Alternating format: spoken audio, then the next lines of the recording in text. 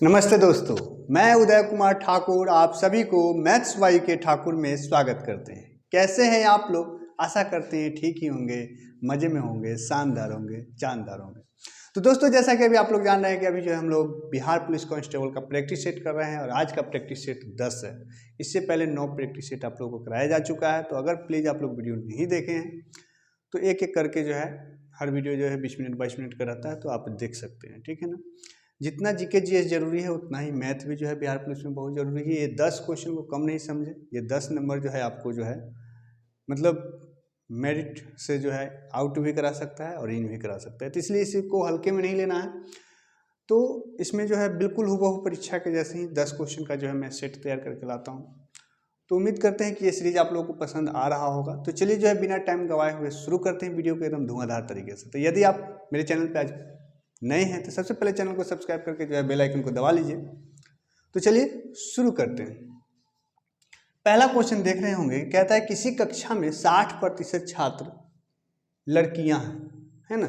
तो मान लीजिए कि अगर हम टोटल स्टूडेंट जो है, टोटल को जो है हम 100 अगर मान ले तो 100 का 60% जो है 100 का 60% 60 होगा, ये गर्ल्स है, ठीक है ना। ये अभी हम डाटा मान रहे हैं तो बॉयज़ कितना हो जाएगा 40, ठीक है ना। जब गर्ल्स 60 हुआ तो बॉयज 40 हुआ। अब आगे क्या कहता है, किसी परीक्षा में 45% लड़कियां उत्तीर्ण होती है। अच्छा, 45% लड़कियां पास होती हैं। तो अगर 45% पास हुआ तो 55% फेल हो गई और 40% लड़के जो है 40% अनुत्तीर्ण होते हैं।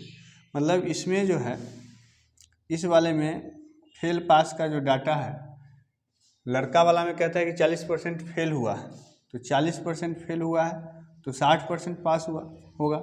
और इसमें जो है पास हुआ है 45%, है ना। तो फेल पास के अगर ये 45 है तो ये 55 है परसेंटेज में। ये डाटा जो नीचे वाला लिखे हैं ये परसेंटेज में लिखे। ये कहता क्या है कि यदि अनुत्तीर्ण होने वाले लड़कियों की संख्या 66 है। अच्छा, अनुत्तीर्ण कितना हो रहा है 55%, ठीक है ना। किसका 60 का 55%। तो या तो आप 60 का 55% निकालो, नहीं तो डायरेक्ट चलिए अगर 55% का मान जो है 55% का मान जो है कितना है, 55% का मान जो है दिया हुआ कितना है, 45% लड़कियां उत्तीर्ण होती है। हम 55% फेल वाला, तो फेल वाला जो है लड़की की संख्या कितना दिया है 66। तो 100% का मान कितना होगा, तो 66 अब बटा 55 गुने 100, यही ना होगा। तो 11 × 55 11 × 66 और ये 20 × 25 100 20 × 85। यानी इससे यहाँ से हमें ये पता चल गया कि 100% यानी जो है लड़कियाँ टोटल 120 है। टोटल लड़कियाँ 120 है, जबकि हमने यहाँ कितना माना है 60। तो अगर 60 यूनिट का मान जो है 60 यूनिट का मान जो है अगर आपको 120 आ रहा है, कितना रहा है 120, तो इसका मतलब है कि 1 यूनिट का मान 2 आ रहा है। 1 यूनिट का मान 2 आ रहा है। 60 दूना 120, 1 यूनिट का मान 2 आ रहा है। इसका मतलब हुआ कि 40 यूनिट का मान कितना हो जाएगा 80। यानी यहाँ से हमें पता चल गया कि टोटल लड़का कितने हैं मेरे दोस्त 80 टोटल लड़के हैं। तब हमसे कितना क्या पूछा है, तो परीक्षा में उत्तीर्ण होने वाले लड़के देखिए, यानी पास होने वाले, पास क्या परसेंट हो रहा है 60% हो रहा है। नीचे वाला डाटा परसेंट में, तो 80 का 60% निकाल दीजिए। 80 का 60% यानी 60/100। एक लड्डू से एक लड्डू, एक लड्डू से 8 × 6 = 48, 8 × 6 = 48। तो 48 को बच्चे ऐसे हैं लड़के में जो क्या हुए हैं, मतलब उत्तीर्ण हुए हैं। तो इसका सही जवाब क्या हो गया, ऑप्शन नंबर बी।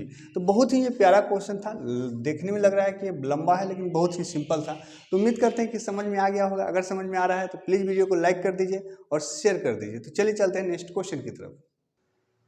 हाँ तो दोस्त देखेंगे, दूसरा क्वेश्चन है, कहता है कि धारा की दिशा में किसी नाव की चाल धारा की विपरीत दिशा की इसकी चाल से जो है 150% अधिक है।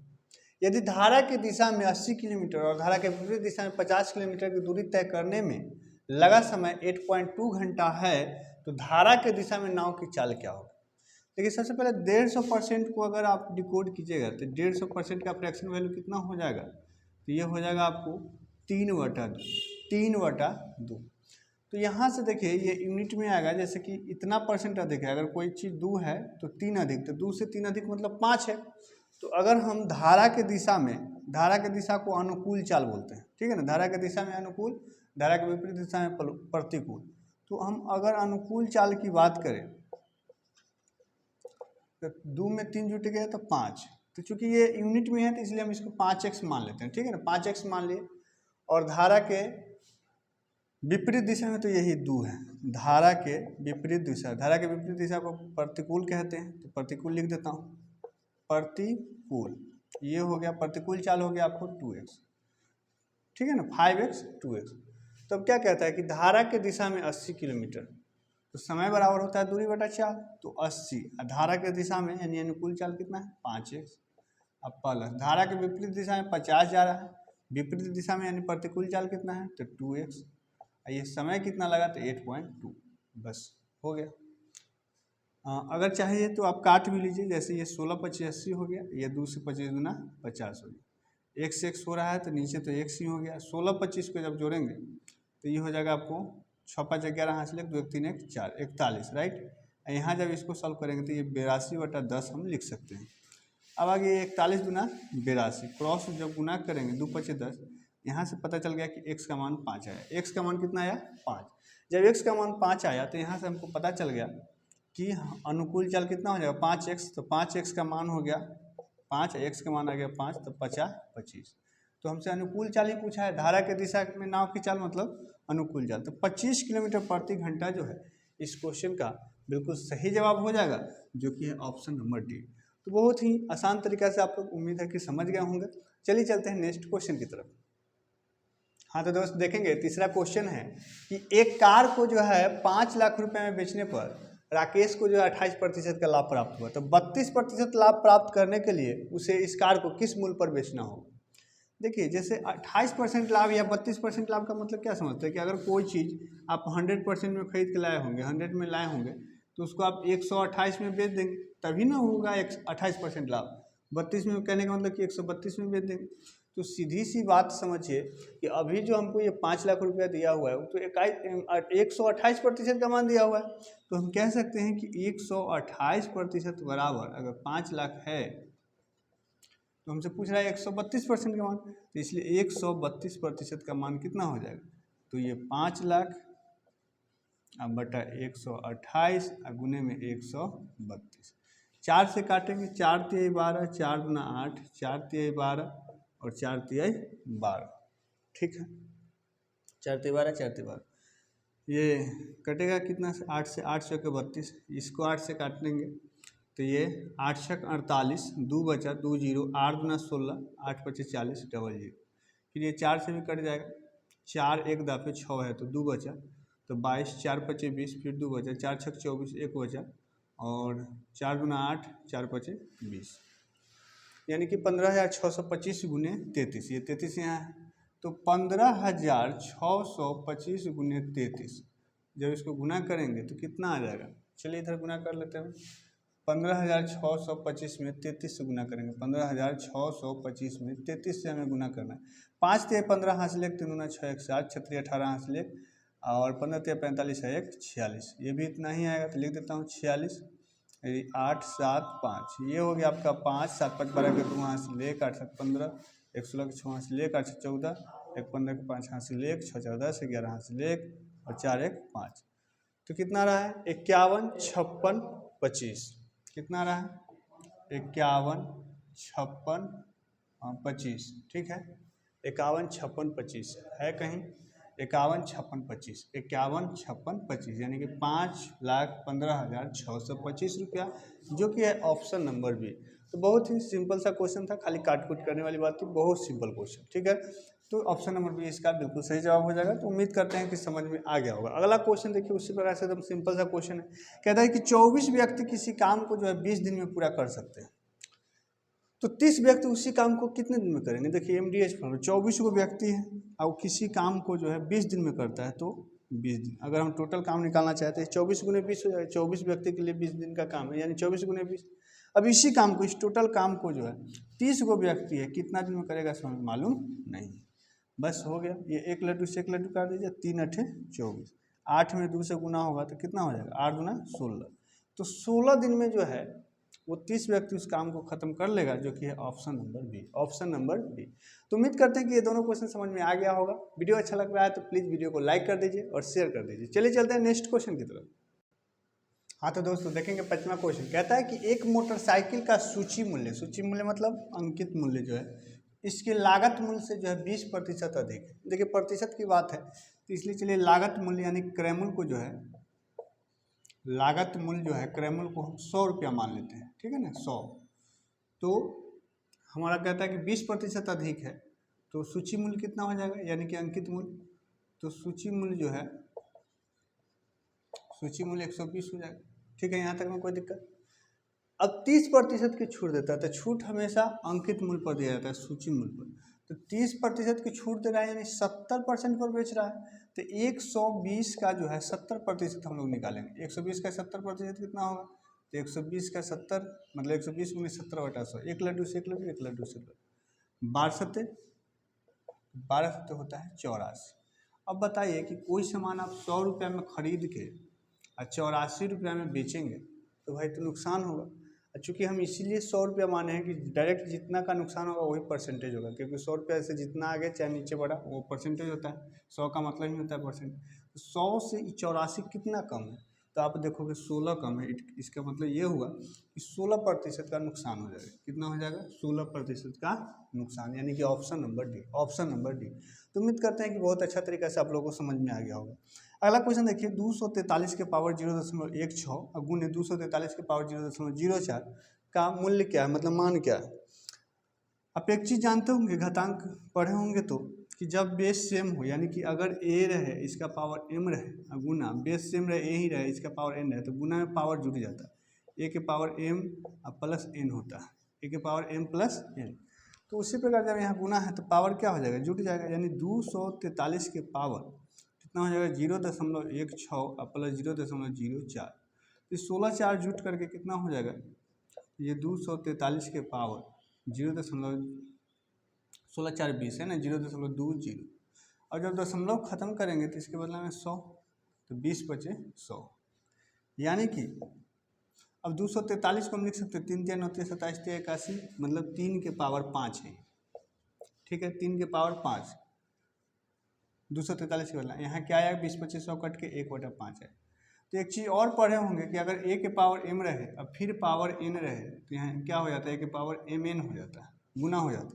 तो उसी प्रकार यहाँ गुना हो जाएगा, 3 के पावर 5 गुने 1/5, 5 से 5 कट जाएगा, 3 के पावर 1 है, 3 के पावर 1 का मतलब क्या हुआ 3। तो 3 इस क्वेश्चन का बिल्कुल सही जवाब हो जाएगा, जो कि है option number C, option number C. तो उम्मीद करते हैं कि दोनों क्वेश्चन समझ में आ गया होगा। चलिए चलते हैं नेक्स्ट क्वेश्चन की तरफ। हाँ तो दोस्तों देखेंगे, कहता है कि वह छोटी से छोटी संख्या क्या है जिसको 17 और 13 के वर्गों के अंतर में जोड़ने पर पूर्ण वर्ग संख्या प्राप्त हो। तो सबसे पहले तो हम लोग देखेंगे कि 17 और 13 के वर्गों का अंतर क्या होगा, कि वर्गों का अंतर क्या होगा। तो 17 का स्क्वायर है माइनस 17 का स्क्वायर है माइनस 13 का स्क्वायर। क्योंकि ये बराबर संख्या नहीं है स्क्वायर कर लेते हैं, नहीं तो हम ए स्क्वायर माइनस बी स्क्वायर यानी ए प्लस बी ए माइनस बी भी लगा सकते थे। 17 का स्क्वायर जो होता है कितना होता है 289, 13 का स्क्वायर 169। जब ये घटाइएगा 9 से 9 0, ये हो गया 2 और ये 1, 120 आया। कितना आया 120। अब 120 के सबसे नज़दीकी स्क्वायर आप बताइए। 120 के सबसे नज़दीकी स्क्वायर होता है 121, जो कि 11 का स्क्वायर है। ठीक है ना, 11 का स्क्वायर 121 है। तो 121 करने के लिए 120 में क्या जोड़ना होगा, 1 जोड़ना होगा। तो 1 जोड़ने पर जो है इसमें 1 जोड़ने पर यह पूर्ण वर्ग संख्या बन जाएगा। इसलिए इसका सही जवाब क्या हो जाएगा मेरे दोस्त, ऑप्शन नंबर ए। बहुत ही सिंपल सा प्रश्न था। अगला क्वेश्चन देखिए, कहता है 2 के पावर x गुने 8 के पावर 1/5 बराबर 2 के पावर 1/5 होते x डैश का सम मान है, मतलब x का मान क्या होगा। देखिए ये तो 2 के पावर x सही है, क्या 8 को हम ऐसे लिख सकते हैं 2 दूना 4 दूना 8 यानी 2 के पावर 3 लिख सकते हैं, और इसका पावर था 1/5 अब बराबर 2 के पावर 1/5। ऐसा हमने क्यों किया, क्योंकि सब 2 2 है तो यहो 2 के फॉर्मेट में ले आए। अब देखिए तो यहाँ से आप देखेंगे कि ये गुना होकर के ये हो जाएगा 2 के पावर 3/5, और जब बेस सेम है तो पावर जुट जाएगा गुना में, तो 2 के पावर हो जाएगा x प्लस 3/5 अब बराबर 2 के पावर 1/5। अब जब बेस सेम हो और दो संख्या बराबर हो, बेस सेम हो, तो उसका पावर भी बराबर हो जाएगा। यानी कि x प्लस 3/5 बराबर होगा 1/5। ये इधर प्लस में उधर जाएगा तो माइनस में, तो x बराबर हो गया 1/5 माइनस 3/5। नीचे सेम है तो डायरेक्ट ऊपर घट जाएगा, तो 1 में से 3 नहीं घटेगा, उल्टा घटाएंगे तो -2/5, यानी x का मान कितना आ गया -2/5, जो कि है option number D, option number D. तो उम्मीद करते हैं कि बहुत अच्छे तरीके से ये दोनों क्वेश्चन समझ में आ गया होगा। चलिए चलते हैं नेक्स्ट क्वेश्चन की तरफ। हाँ तो दोस्तों देखिएगा, 9वां क्वेश्चन है कि एक कार किसी यात्रा को 7 घंटे में पूरा कर लेती है, ठीक है। वह यात्रा का 1/3 40 किलोमीटर प्रति घंटा की गति से और शेष जो है 60 किलोमीटर प्रति घंटा की गति से तय करती है, तो पूरी दूरी कितनी है। देखिए तिहाई के मतलब तिहाई के हिसाब से दिया है, तो इसलिए हम जो है दूरी को, पूरी दूरी को जो है 3 का कोई फैक्टर मान लेते हैं। तो चलिए 3 ही हम मान लेते हैं। कितना मान लिए 3, या 3x मान लीजिए, जो है यूनिट में माना है तो 3 है, नहीं तो अगर x में माना है तो 3x मान लीजिए। ऐसा क्यों मान, क्योंकि 1/3 दिया हुआ है तो 3 से कटने वाला कोई संख्या लेना है, ठीक है। तो इसलिए 3x लिए। अब 30x ले सकते हैं, 300 ले सकते हैं, 6 ले सकते हैं, 9 ले सकते हैं, मतलब जो 3 से कटने वाला हो। तो कुल दूरी हो गया 3x। अब क्या कहता है, आप लोग जानते हैं कि समय बराबर होता है दूरी बटा 4। तो कहता है कि यात्रा का 1/3, 3 का 1/3 कितना होगा, 1/3 1 होगा, यानी कि x कितना का स्पीड से, 40 के स्पीड से। अब प्लस जब 3x में x चल गया तो बचा कितना 2x, ये कितना के स्पीड से चला, 60 के स्पीड से। तो कितना समय लगा 7 मिनट, बस हिसाब खत्म, ठीक है। ऐसे और भी तरीका है ना, मतलब और भी तरीका है, लेकिन ये जो है अच्छा तरीका है, समझिए। तो 40 और 60 का जो है एलसीएम कितना हो जाएगा, तो 120, 4 3 12 यानी कि 3x, 6 दूना 12 यानी कि 2x, बराबर हो गया 7। यहाँ से आपने देखा कि 3x और 2x ये हो गया 5x बटा 120 बराबर में 7। इसको अगर काटोगे तो 24 × 5 = 120। तो यहाँ से x का मान जो आ गया 24 × 7, 7 × 28 हासिल 2, 7 दूना 14 2 16, x का मान 168 है, लेकिन हमारा दूरी टोटल कितना है 3x है ना। तो इसलिए जो है दूरी बराबर कितना हो जाएगा, कुल दूरी बराबर 3 × 168, 8 3 24 के 4 हासिल 2, 16 3 48 2 50, तो 504 किलोमीटर। कुछ गलती हुआ, 7 × 28 हासिल 2, 7 दूना 14 2 16, यहाँ ठीक है। एक बार फिर से देख लीजिए, 40 के स्पीड से तथा शेष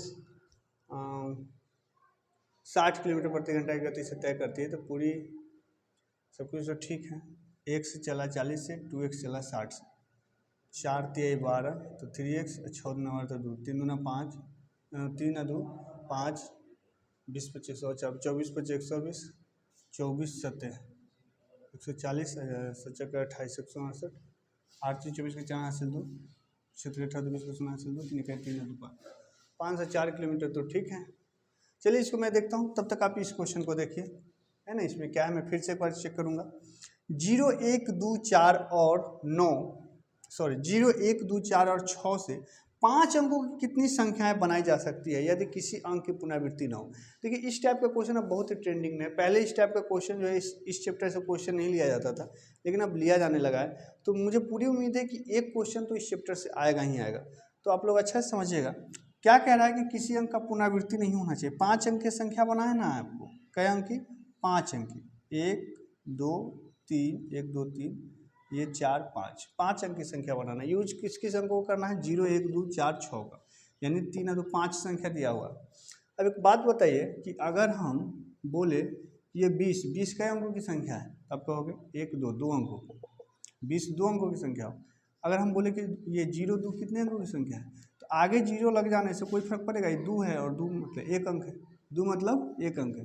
तो मैं समझाना ये चाह रहा हूँ आप लोगों को कि 0 1 2 4 6 से जो है जब संख्या बनाइएगा, तो जैसे कि कहाँ दहाई शंकराचार्य 10,000, तो इस जगह पर 0 नहीं आ सकता है। यहाँ पर आप 0 नहीं रख सकते हैं। यहाँ पे 0 रखेंगे तब तो वो 4 अंकों की संख्या बन जाएगी, 5 अंकों की संख्या नहीं बन सकता। तो यहाँ पर 0 नहीं आ सकता है, तो 0 छुड़ा करके यहाँ कितने अंक आ सकता है, 1 2 3 4 अंक आ सकता है। मतलब यहाँ इस बॉक्स को भरने के लिए आपके पास 4 ऑप्शन है, 4 तरीका है। अब इसमें से ये वो संख्या कोई आप यूज कर लिया। अब इसके बाद तो 0 भरिए, कुछ भी भरिए, कोई दिक्कत नहीं। तो कोई मान लीजिए कोई एक संख्या भरा गया, कोई एक वो संख्या भरा गया, तो अब क्या वो संख्या बचा, 1 2 3 4। तो इसमें भी 4 तरीके से। जब फिर एक और संख्या भरा गया तो अब कितना, 3 2 1। अब क्या है कि अब तरीके के लिए गुना कर दीजिए, तो ये क्या हो जाएगा, 4 × 4 × 3 × 2 × 1, 4 चक 16 3 48, 48 दूना 96, 96 गुने 1 तो 96, तो 96 जो है इस क्वेश्चन का बिल्कुल सही जवाब हो जाएगा, जो कि है option number A, option number A. ठीक है, एक बार मैं इस क्वेश्चन को भी देख लेता हूँ कि कहीं कुछ क्वेश्चन में तो मिसप्रिंट नहीं हो गया है। मैं एक बार क्वेश्चन चेक कर लेता हूँ। तो क्वेश्चन जो है 7 घंटा ठीक है, 40 और 60 भी ठीक है, हाँ सब कुछ तो ठीक है। तो चलिए एक बार फिर से देखते हैं। जैसे कि हमने क्या किया कि कुल दूरी को हमने मान लिया 3x, ठीक है, कुल दूरी को 3x, कुल दूरी 3x हुआ, 1/3, 3 का 1/3 x होता है, 40 के स्पीड से चला, इसमें जो कुछ भी समय लगा होगा, उसके बाद बचा 2x, 3x है तो ये x चल गया था, 2x बचा, 2x चला 60 के स्पीड से, ठीक है ना, 2x चला 60 के स्पीड से। तो यहाँ जो है हमने 2x/60 कर दिए, 40 और 60 का एलसीएम जो है 120 लिया, 40 से 120 तो 3x, अच्छा यहाँ मिस्टेक है, देखिए 60 दूना 120, तो 2 में जब गुना होगा तो 2 चौके मतलब 2 दूना 4 हो जाएगा, 60 से जब 120 में भाग देंगे 2 में 2x से गुना होगा तो 4x, तो 3x और 4x कितना हो जाएगा 7x। ठीक है मेरे दोस्त, ये हो गया आपको 7x। ठीक है, चलिए 7x और नीचे कितना था 120 था, 120, तो इस 7 से इस 7 कैंसिल हो गया, तो x का मान कितना हो गया 120, x का मान कितना हो गया 120 हो गया। तो कुल दूरी कितना हो जाएगा 3 गुने 120, यानी कि हम बोल सकते हैं कितना 360। तो 360 किलोमीटर इस क्वेश्चन का बिल्कुल सही जवाब हो जाएगा, जो कि है option number D, option number D. ठीक है, छोटा सा यहाँ मिस्टेक हो गई थी। तो उम्मीद करते हैं कि आप लोग को समझ में आ गया होगा। आज का 10 क्वेश्चन आप लोग पूरा एंजॉय किए होंगे, अच्छा लगा होगा सेशन। अगर सेशन अच्छा लगा है तो प्लीज़ वीडियो को लाइक कर दीजिए, अगर अभी तक शेयर नहीं किए हैं तो शेयर कर दीजिए, और अभी तक आपने मेरे चैनल को सब्सक्राइब नहीं किया और चैनल पर नए हैं तो सबसे पहले चैनल सब्सक्राइब करके बेल आइकन को दबा दीजिए। ठीक है मेरे दोस्त, तो मिलते हैं एक नए वीडियो में, तब तक के लिए जय हिंद।